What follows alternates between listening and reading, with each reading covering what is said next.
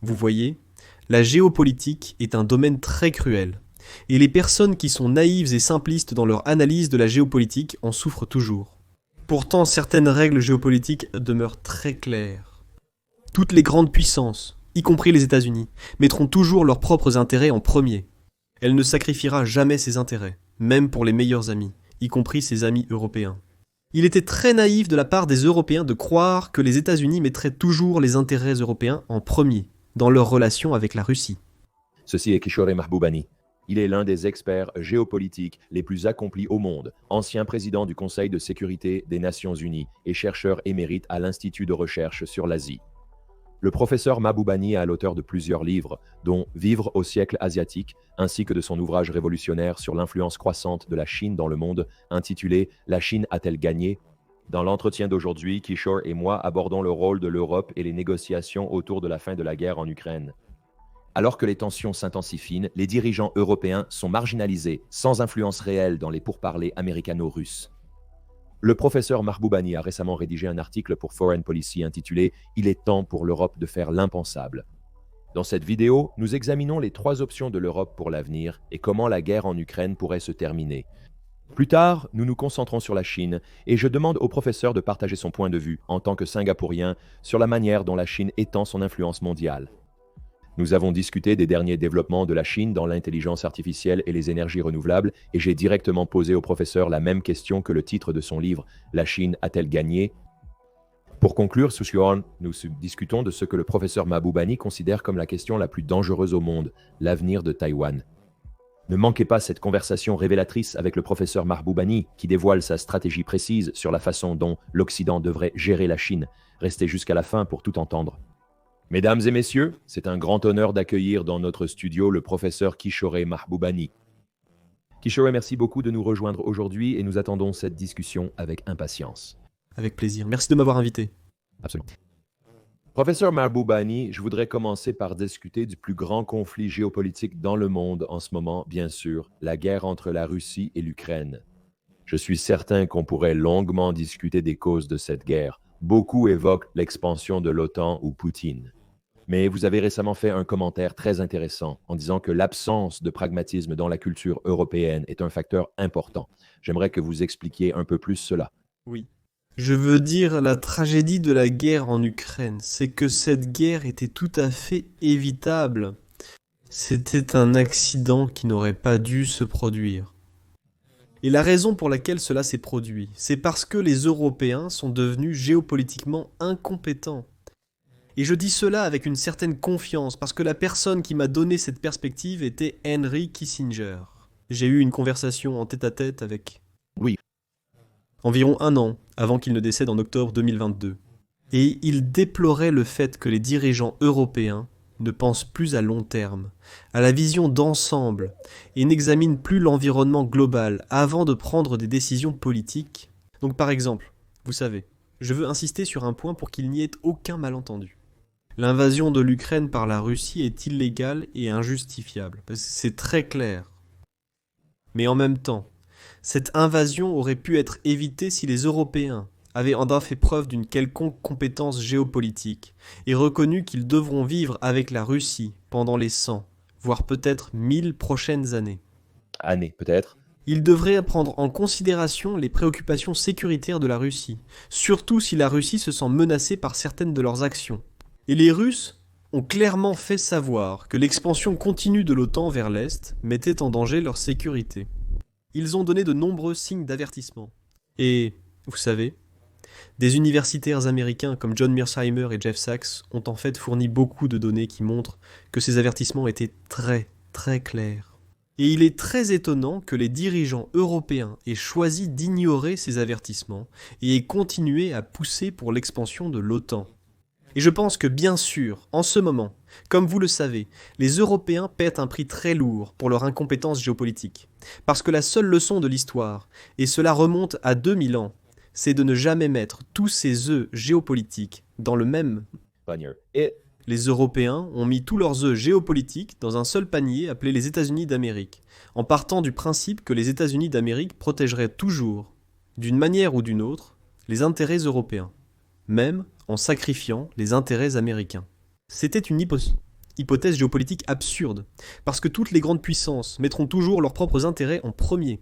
Donc, d'une certaine manière, tout ce que Donald Trump fait maintenant, c'est se comporter comme un dirigeant logique d'une grande puissance, alors que les Européens se sont comportés comme des dirigeants incompétents, en ne prenant pas en compte les pires scénarios lorsqu'ils ont soutenu avec enthousiasme l'expansion de l'OTAN.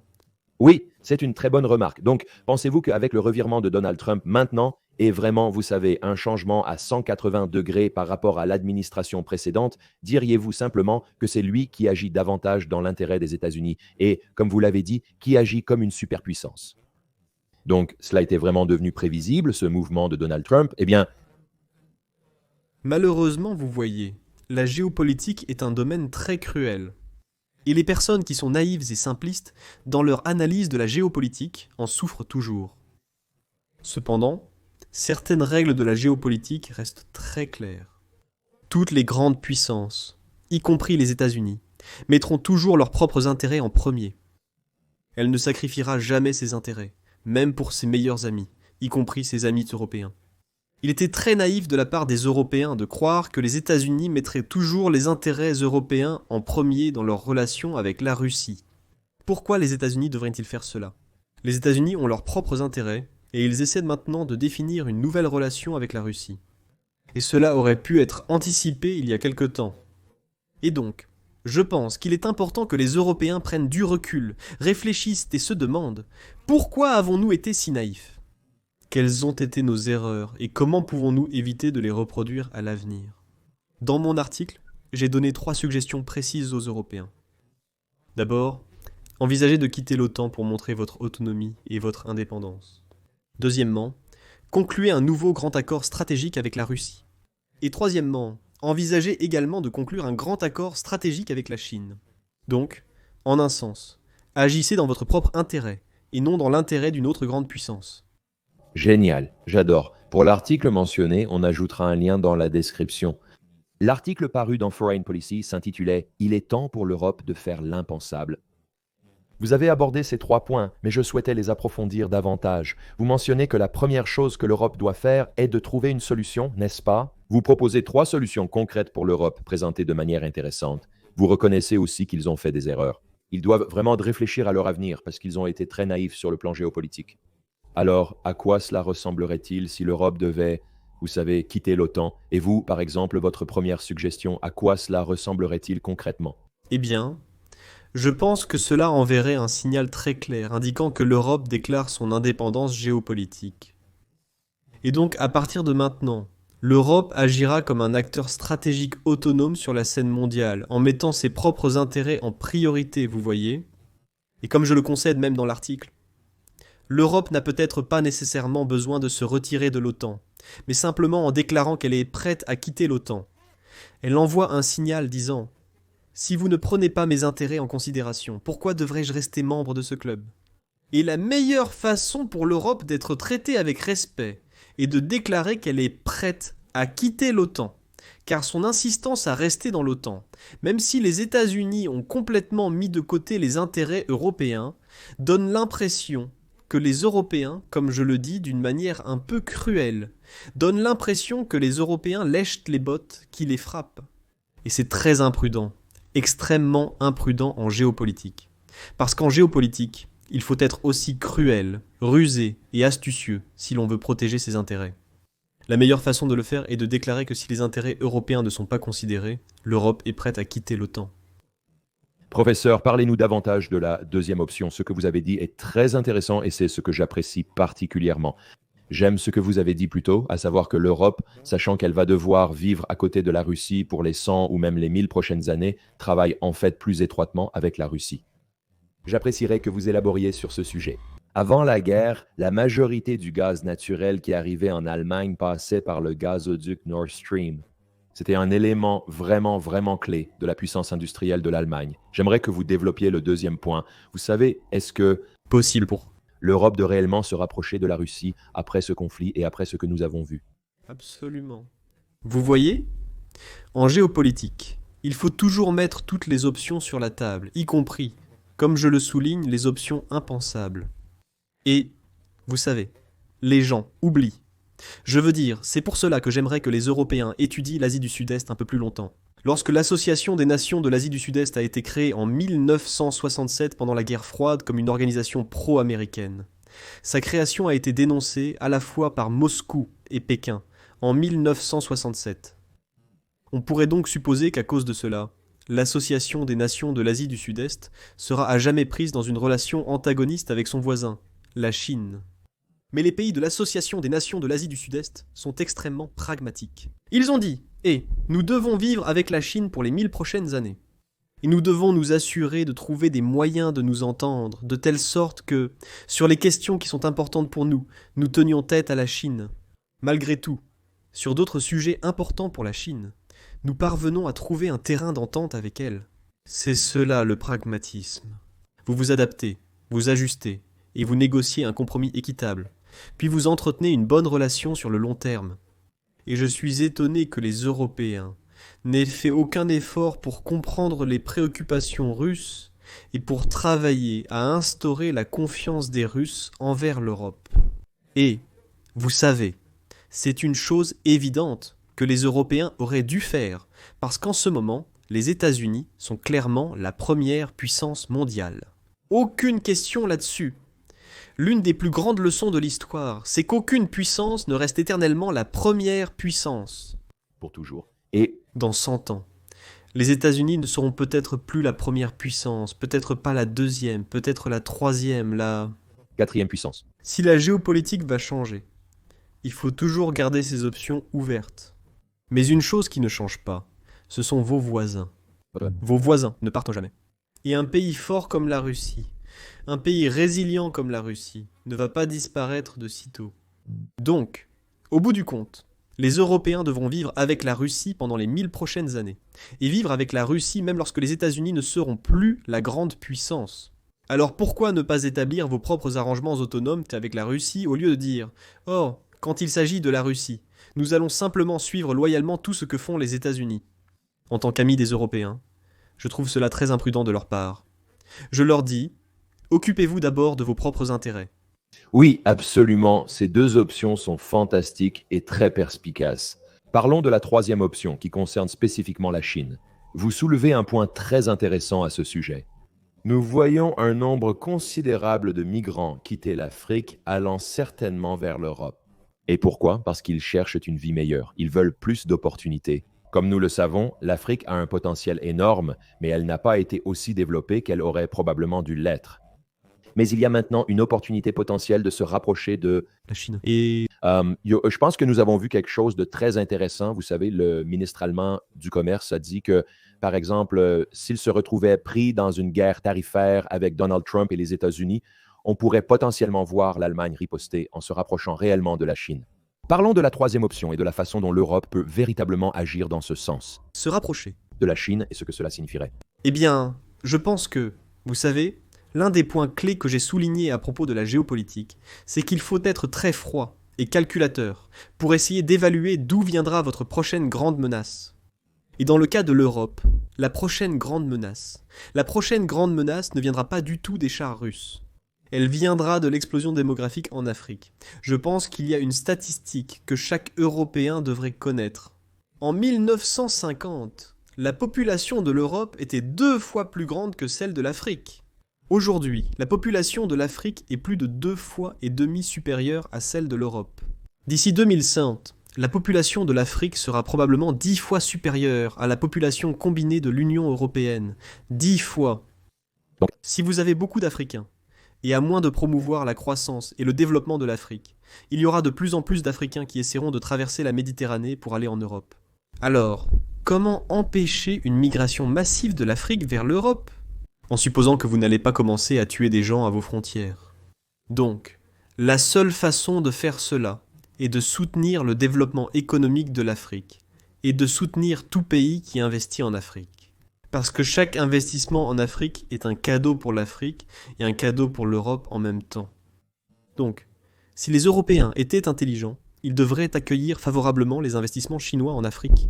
Mais ce que je trouve assez choquant, c'est que des dirigeantes comme Elisabeth von der Leyen et Annalena Baerbock sacrifient les intérêts européens en critiquant les investissements chinois en Afrique. Ceci. C'est contraire aux intérêts de l'Europe. Pourquoi agissez-vous ainsi? En réalité, la Chine rend service à l'Union européenne en investissant en Afrique. Et l'Union européenne, en fait, devrait collaborer avec la Chine pour promouvoir davantage d'investissements chinois en Afrique, plutôt que d'essayer de s'y opposer simplement parce que les États-Unis s'y opposent. Donc encore une fois, c'est un autre exemple de naïveté géopolitique de la part des Européens. J'espère donc que les Européens considéreront cela sérieusement. Et je comprends que le gouvernement espagnol, en plus du ministre allemand du commerce, le gouvernement espagnol a également déclaré qu'il est temps pour l'Europe de forger sa propre politique indépendante envers la Chine. Oui, je pense que c'est un très grand changement que nous voyons de la part de l'Europe. Ils vont devoir le faire. Et ils devront probablement se rapprocher de la Chine. Je pense que cela fait une transition parfaite vers notre prochain point, dont je veux spécifiquement parler, l'initiative La Ceinture et la Route.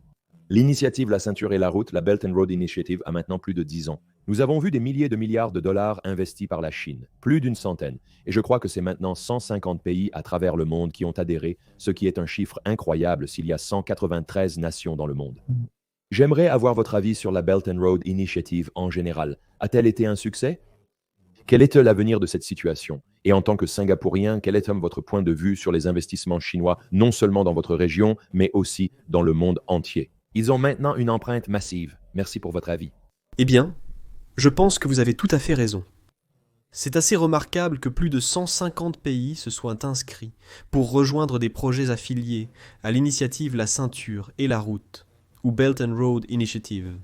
Et la raison pour laquelle c'est remarquable, c'est que l'administration Biden est littéralement allée frapper à la porte de chaque pays dans le monde en disant « Ne rejoignez pas la Belt and Road Initiative, ne rejoignez pas la Belt and Road Initiative, ne rejoignez pas la Belt and Road Initiative. » Et, vous savez, donc les pays doivent choisir entre suivre les conseils de l'administration Biden ou rejoindre la Belt and Road Initiative.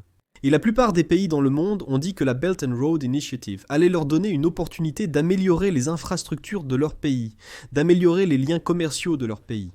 Pourquoi devrais-je refuser cela? Simplement parce que les États-Unis me l'ont demandé. Donc il était très imprudent de la part des États-Unis d'essayer de persuader les pays de ne pas rejoindre la Belt and Road Initiative.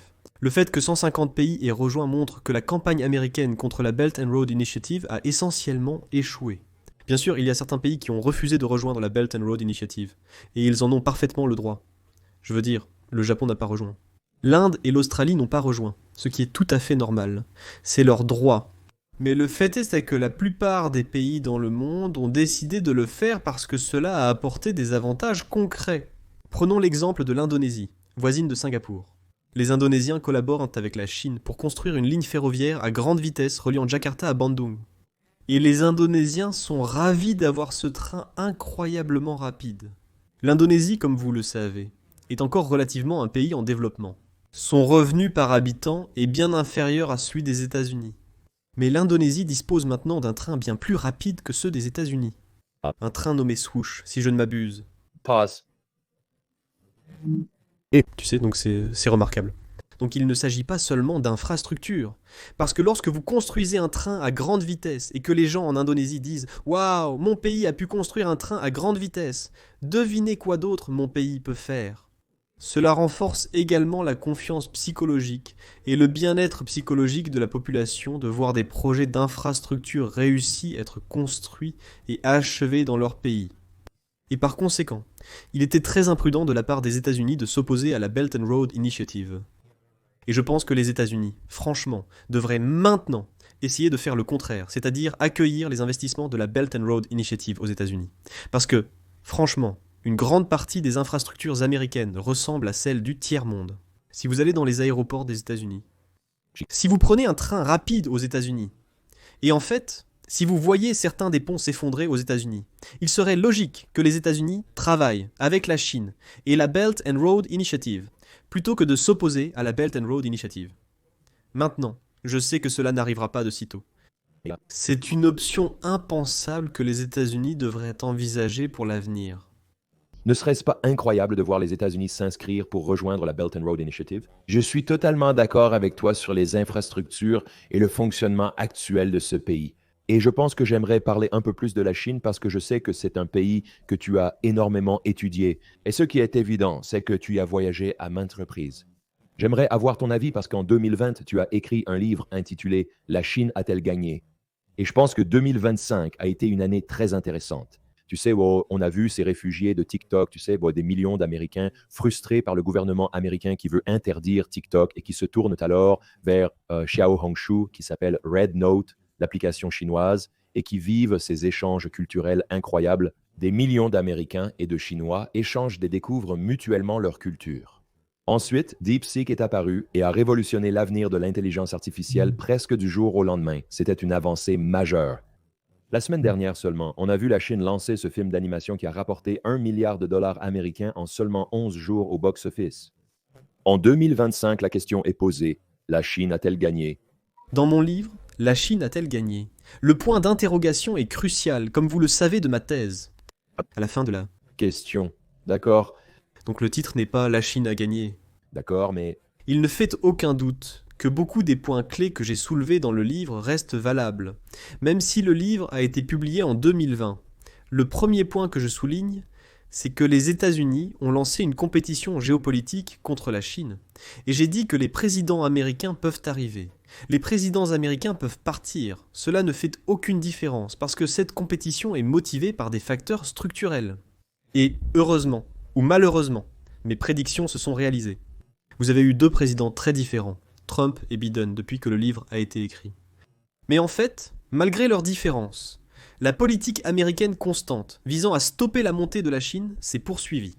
Et deuxièmement, je dois souligner un point essentiel.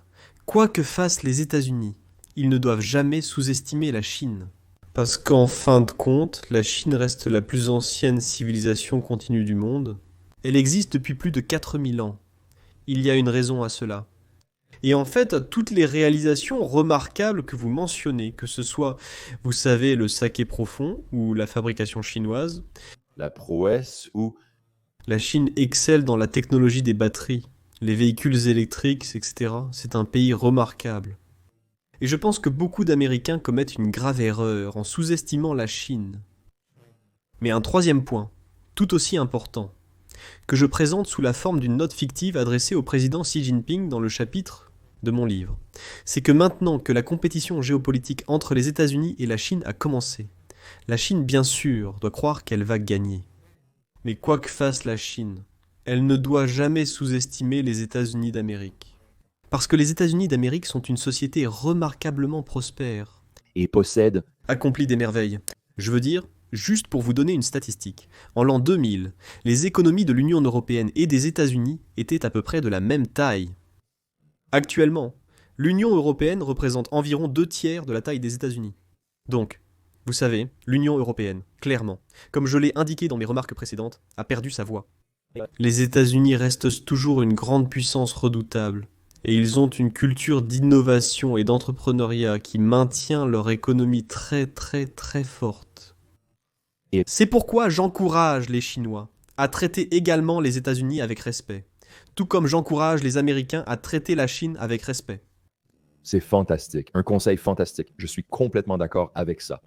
Et j'aimerais avoir votre avis en tant que Singapourien et en étant au cœur de l'Asie, alors que nous avons ces deux grandes puissances, les États-Unis et la Chine. Quel est vraiment le conflit ou la situation géopolitique qui vous ferait le plus peur pour l'avenir de notre monde?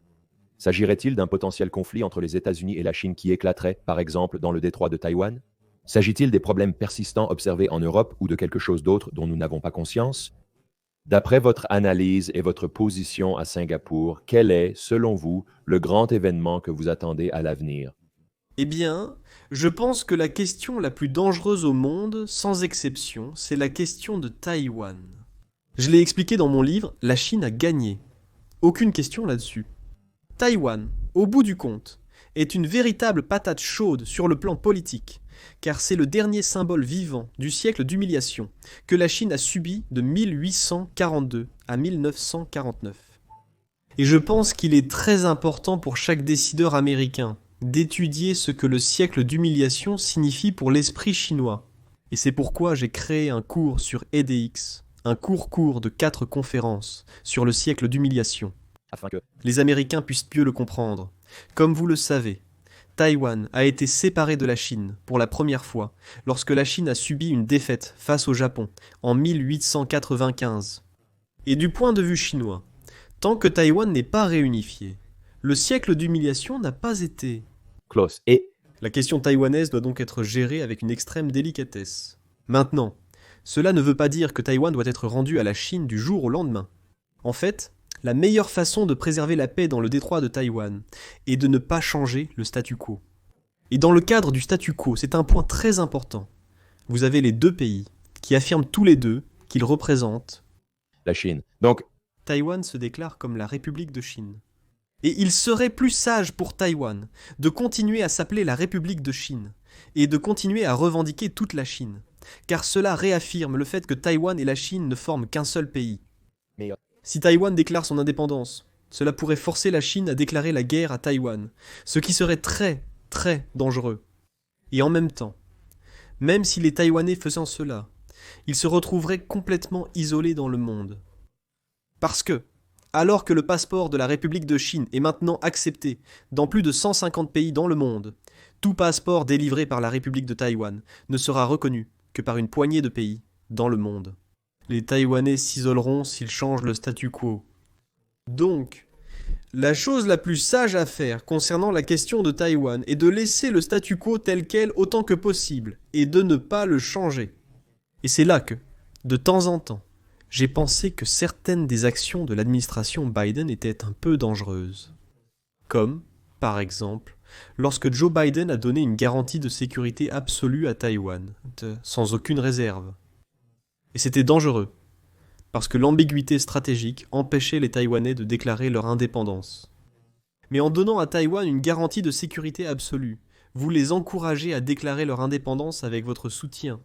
Et c'est vraiment une chose très imprudente que l'administration Biden ait faite. merci pour votre analyse pertinente. Vous soulevez un excellent point. Mais je pense que beaucoup de gens n'ont pas réfléchi au fait que la République de Chine, Taïwan actuellement, revendique toute la Chine. Ils revendiquent aussi la Chine continentale, et cela réaffirme la politique d'une seule Chine. S'ils déclaraient leur indépendance, très peu de pays la reconnaîtraient. C'est en fait très intéressant. Point que... Je crois que beaucoup ne comprennent pas. Professeur Mahboubani, une dernière question. Sur notre chaîne YouTube ici, nous nous concentrons, nous faisons venir des experts pour parler de la Chine et nous essayons vraiment d'aider beaucoup plus de gens à comprendre la Chine. De nombreuses personnes en Occident manquent d'exposition et de connaissances sur la Chine, mais je sais que vous y avez beaucoup voyagé. Vous l'avez étudié pendant de nombreuses années. Quelle est la chose que vous voudriez que le monde sache sur la Chine et qui pourrait leur être utile à l'avenir? Je pense que la seule chose que tout le monde dans le monde, en particulier, chaque Américain devrait comprendre, c'est que la Chine représente la plus ancienne civilisation continue du monde. Et pourquoi la Chine a-t-elle survécu aussi longtemps? Pourquoi a-t-elle démontré qu'elle est la civilisation la plus résiliente? Et la raison en est qu'il y a beaucoup de sagesse dans le corps politique chinois sur la manière de gérer ses affaires intérieures et ses relations avec ses voisins. Donc clairement, je pense qu'il est important pour nous tous qui traitons avec la Chine de le faire sur la base du respect.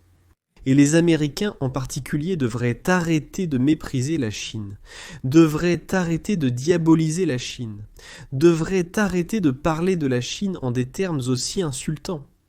Et vous savez, j'aimerais que les Américains parcourent le monde et écoutent comment les autres pays parlent de la Chine. Et ils verront que la grande majorité des pays dans le monde traitent la Chine avec beaucoup de respect. Et je dirais que c'est une chose que les Américains devraient apprendre à faire, traiter la Chine avec beaucoup de respect, même lorsqu'ils ne sont pas d'accord avec elle, et trouver des moyens de s'entendre avec la Chine. Parce qu'au final, la Chine existe depuis 4000 ans. Elle sera encore là pour 4000 ans de plus. Et les Américains doivent se rappeler que les États-Unis d'Amérique n'existent que depuis 250 ans. C'est encore un enfant dans l'histoire du monde. Et un enfant dans l'histoire mondiale devrait montrer du respect pour la plus ancienne civilisation continue de l'humanité. Ce sont des paroles très puissantes, professeur. Je voudrais m'arrêter là car c'est une conclusion parfaite à notre conversation. Un grand merci pour votre temps. Comment peut-on suivre votre travail? Nous aimerions rester en contact. Vous pouvez nous suivre sur Twitter. Y a-t-il d'autres informations que nous devrions partager? Eh bien, heureusement, J'ai des liens actifs sur Twitter, sur Facebook, sur LinkedIn. Et j'ai aussi un site web appelé mamoubani.net, ainsi qu'une page Substack. Donc je suppose que vous pouvez me suivre. Mais ce que j'ai découvert, à ma grande stupéfaction, que les vidéos de toutes mes interviews semblent circuler largement, sans aucune intervention de ma part. Et je ne comprends pas comment elles circulent, ni qui les fait circuler. Mais je suis néanmoins heureux que, par exemple, ma conférence à l'université Harvard Sur ce que... se passe lorsque la Chine devient numéro 1, a maintenant été vue plus de 4 millions de fois. Emma, Livre. Le 21e siècle asiatique, qui est un livre en libre accès gratuit, a été téléchargé plus de 3,9 millions de fois, et tout cela est... en train de se produire. Sans aucun effort de ma part. Et donc, à tous ceux d'entre vous qui diffusent mon travail de leur propre initiative, je tiens à vous dire un grand merci à tous. Oh, fantastique. Eh bien, professeur, vous avez des idées vraiment remarquables.